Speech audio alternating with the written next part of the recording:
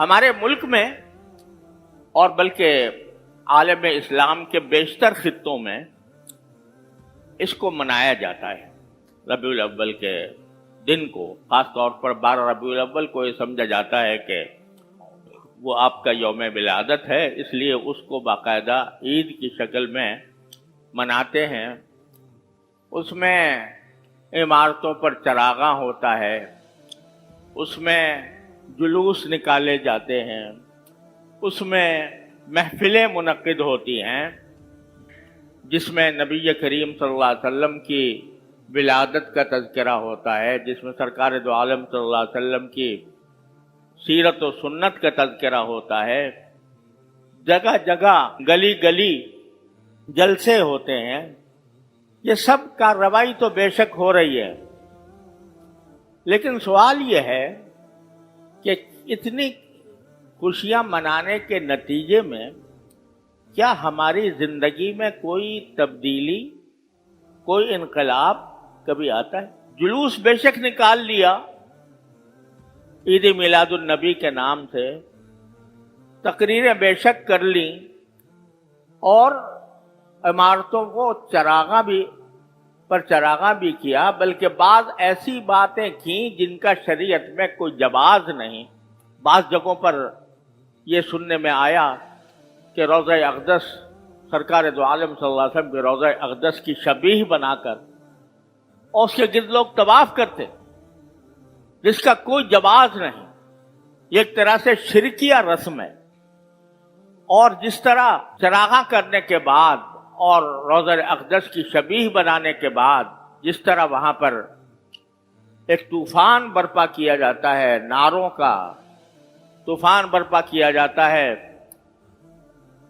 شور شغب کا، موسیقی کے ساتھ نبی کریم صلی اللہ علیہ وسلم کی نعتیں پڑھی جاتی ہیں، موسیقی کے ساتھ، وہ موسیقی جس کو نبی کریم صلی اللہ علیہ وسلم نے ناجائز قرار دیا تھا، اس موسیقی کے ساتھ نعتیں پڑھی جا رہی ہیں۔ خواتین جن کی آواز کو سرکار دو عالم صلی اللہ علیہ وسلم کی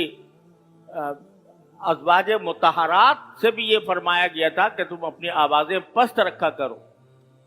اور جن کے بارے میں بعض فقہاء کرام کا بلکہ ایک اکثریت کا یہ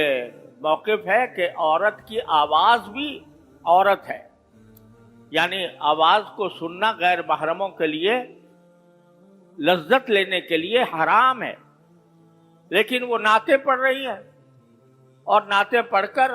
اس کو پھیلایا جا رہا ہے، لوگ اس کو شوق اور رغبت کے ساتھ سن رہے ہیں۔ یہ سارے وہ کام ہیں جن کو نبی کریم صلی اللہ علیہ وسلم نے منع فرمایا تھا، اور اس سارے ہنگامے میں یہ سوچنے والا کوئی ہے کہ نہیں کہ سرکار دو عالم صلی اللہ علیہ وسلم کی کچھ تعلیمات تھیں، آپ کی کچھ سنتیں تھیں، اور آپ اس دنیا میں اس کام کے لیے نہیں آئے تھے کہ آپ کے نام پر میلے لگائے جائیں۔ آپ نے یہ فرمایا تھا کہ لا تتخذوا قبری عیداً، کہ میری قبر کو بھی عید نہ بنانا، میلہ نہ بنانا کہ وہاں پر میلہ لگاؤ۔ میلوں کو آپ نے منع فرمایا تھا، لیکن آپ کا جو اصل مقصد تھا وہ دنیا کو، انسانیت کو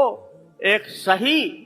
اور اللہ تعالیٰ کی رضا کے مطابق زندگی گزارنے کی دعوت تھی۔ وہ دعوت کہاں گئی؟ وہ ان میلوں ٹھولوں میں کہاں گم ہو گئی؟ کتنے لوگ ہیں جو اس ربیع الاول کے مہینے میں یہ سوچتے ہوں کہ بھئی ربیع الاول کا مہینہ تو آیا ہے، لیکن جس ذات کی ولادت کی بنا پر ہم خوشیاں منا رہے ہیں، اس ذات کی تعلیمات میں سے کون سی تعلیم ایسی ہے جس پر عمل کر رہے، کون سی پر عمل نہیں کر رہے؟ اور اگر نہیں کر رہے تو کم از کم اس مہینے کے اندر یہ جائزہ لے کر اپنی اصلاح کی فکر کر لیں۔ سرکار دو عالم صلی اللہ علیہ وسلم کو اللہ تبارک و تعالی نے، اگر آپ کو اپنی تعریف مطلوب ہوتی اور آپ اپنا اقتدار چاہتے ہوتے تو آپ کو تو یہ پیشکش کی گئی تھی عرب کے قریش کی طرف سے، اور یہ کہا گیا تھا کہ اگر آپ دولت چاہتے ہیں تو ہم ساری دولت آپ کے قدموں میں ڈھیر کرنے کو تیار ہیں، اگر آپ کو اقتدار چاہیے تو ہم اپنا سردار آپ کو بنانے کو تیار ہیں، اگر آپ کو حسن و جمال چاہیے تو ہم عرب کا منتخب حسن و جمال آپ کی خدمت میں پیش کرنے کو تیار ہیں، لیکن آپ یہ دعوت چھوڑ دیجیے جو دعوت آپ لے کر آئے۔ سرکار دو عالم صلی اللہ علیہ وسلم نے جواب میں فرمایا کہ اگر تم میرے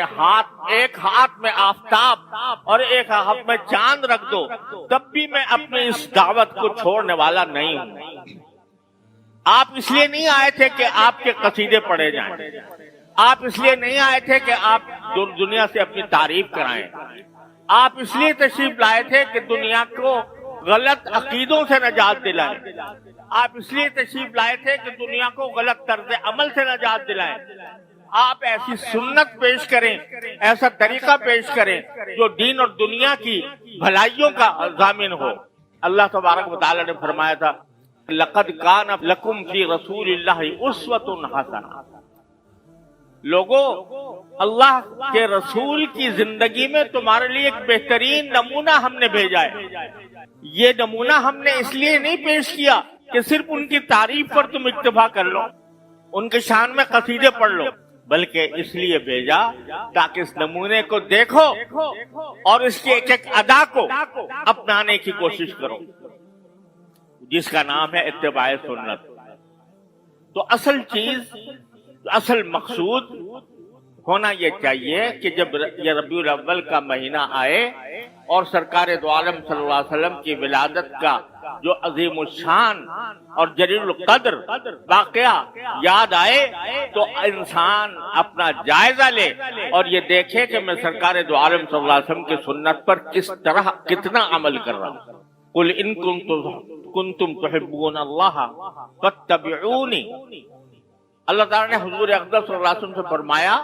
کہ اگر تم اللہ سے محبت رکھتے ہو واقعتاً تو اس محبت کا تقاضا یہ ہے کہ فاتبعونی، میری پیروی کرو، میری اتباع کرو۔ یحببکم اللہ،